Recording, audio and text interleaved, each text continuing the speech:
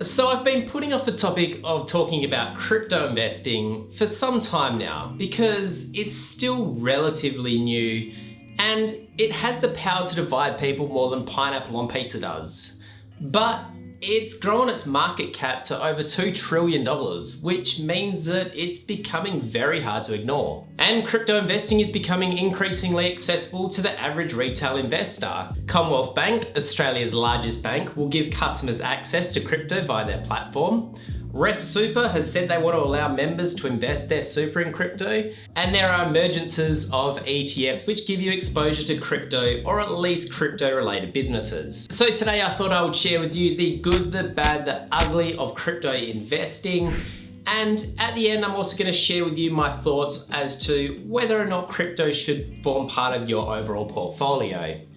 But before we do that, let me just preface this video by saying that I'm not an expert in cryptocurrency. I understand the basics of it, but I would be lying if I said that I knew exactly how blockchain technology worked. But I'm coming at you today from crypto as an investment, so the investing perspective of cryptocurrencies. Also, I've entitled this video a financial advisor's perspective on crypto because obviously I'm an advisor. But this doesn't necessarily represent advisors' take on crypto as a whole. I'm sure each advisor has their own opinion on cryptocurrencies, and this is really just my perspective on it.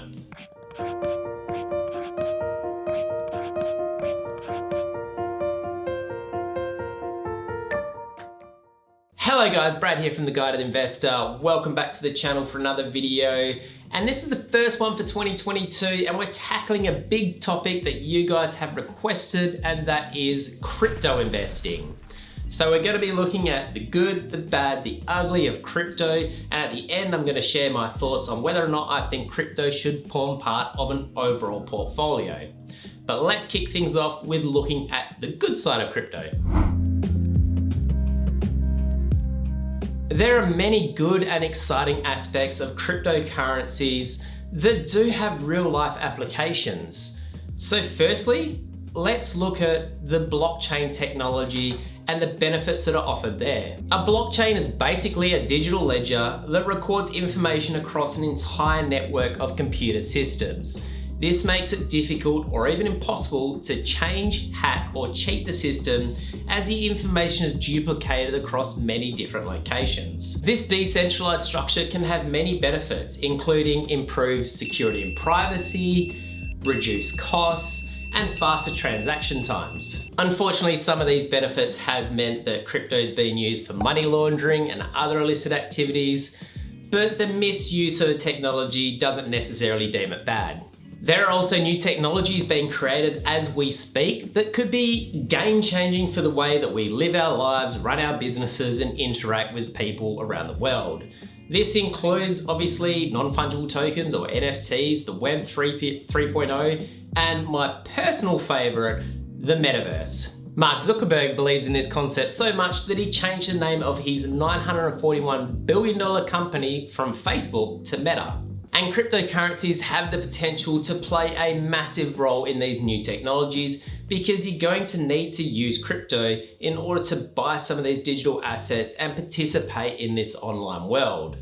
And that's why Ethereum is one of the more popular cryptos out there because of its smart contracts built into its blockchain, which proves ownership of digital assets like NFTs. One popular aspect of crypto, in particular Bitcoin, that attracts many investors is its finite number.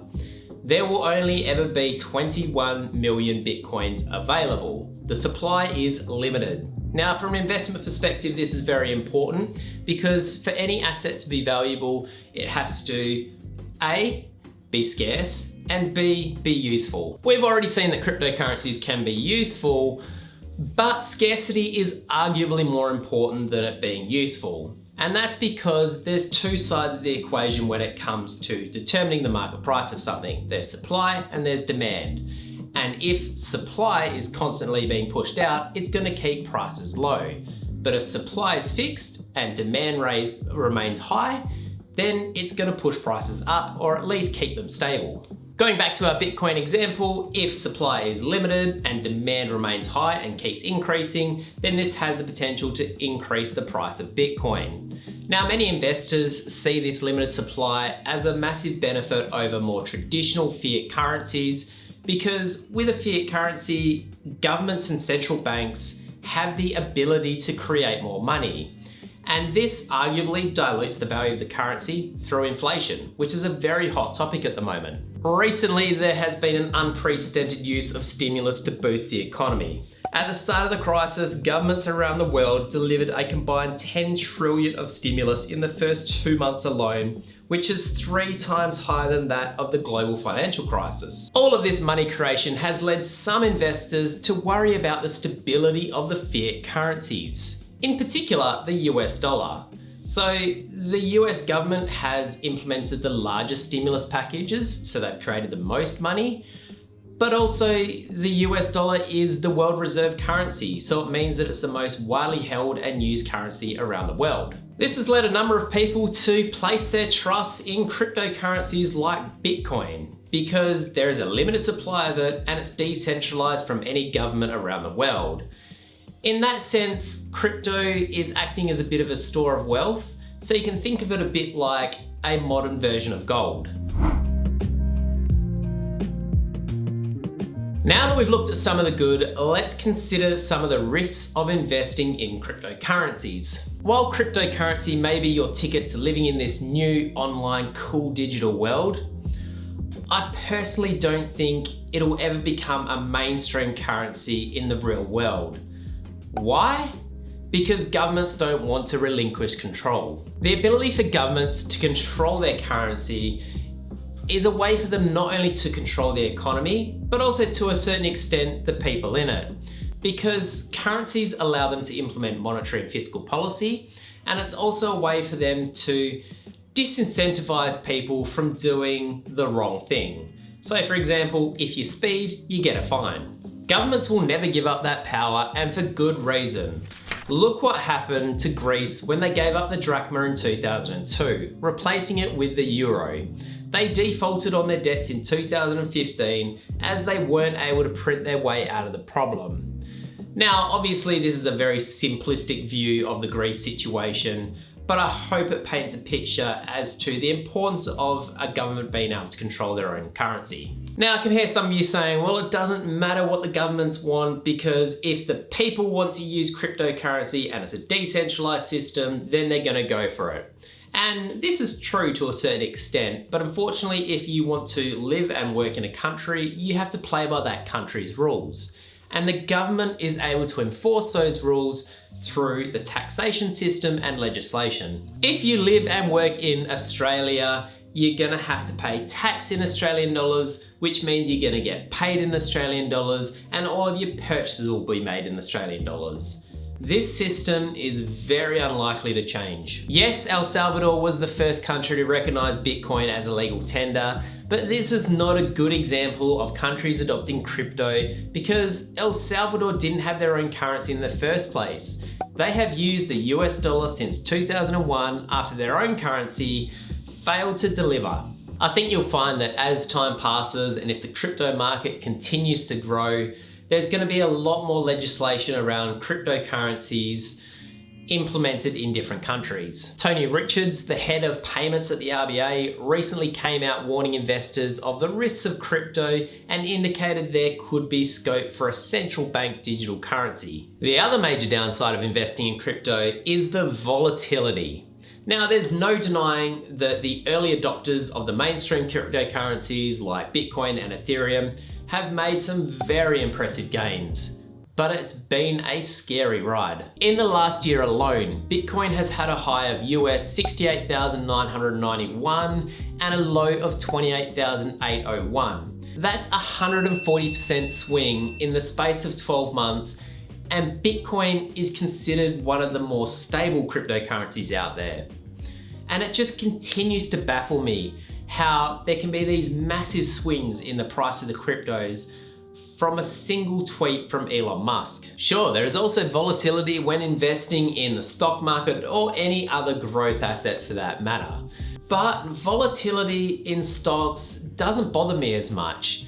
As long as I'm investing in strong, profitable, reliable companies, then I have faith that any price reduction will likely be temporary in nature and it will recover. For instance, if I bought an ASX 200 ETF, which gives me exposure to the top 200 companies listed on the Australian Stock Exchange, then the only way that I could ever lose all of my money in that investment is if the top 200 companies in Australia all went bust. This means that shops would cease to exist, banks would go bust, the government would crumble, currency would crumble, and I think at that point, my stock portfolio would probably be the least of my worries. With crypto, on the other hand, if all of the cryptocurrencies in the world disappeared tomorrow, the real life implications of that really wouldn't be that great. Yes, there would be people that lose money, but in general, life would go on the way it always has. Finally, I can't end talking about the bad side of crypto without mentioning the power consumption. Not all cryptos consume a lot of power, but Bitcoin consumes more electricity every year than Finland, which is a country of 5.5 million people. And now in a country where we're targeting net zero emissions by 2050, that's not a great statistic. And finally, I just want to touch on the ugly side of crypto. And this is not really crypto itself, it's more the way that some people are using cryptocurrencies as a way to scam other people out of their hard-earned dollars. You may have heard of pump and dump schemes. This is basically where someone buys an asset, in this case a crypto coin, promotes it publicly to push up the price, and then sells out at the high, leaving it to fall and others to lose money. And if you want an example of pump and dump in crypto, have a look at the token called Save the Children. A more famous misuse of crypto was done with the Squid Games token. This token rose 75,000% in less than a week thanks to the massively popular Netflix series. But the price quickly plummeted when investors started to suspect it was a scam, causing the creators to do a rug pull, abandoning the project and selling out to real-world cash. The result? The token went from US dollars 2,860 to virtually nothing in a matter of minutes. The moral of the story, be very careful where you get your information from and don't invest with FOMO. Now that we've looked at the pros and the cons of crypto, it's time to ask the hard question. Should you be investing in it? From the perspective of a financial advisor, crypto is not something that we include in client portfolios at this stage. And this is simply because it's too high risk.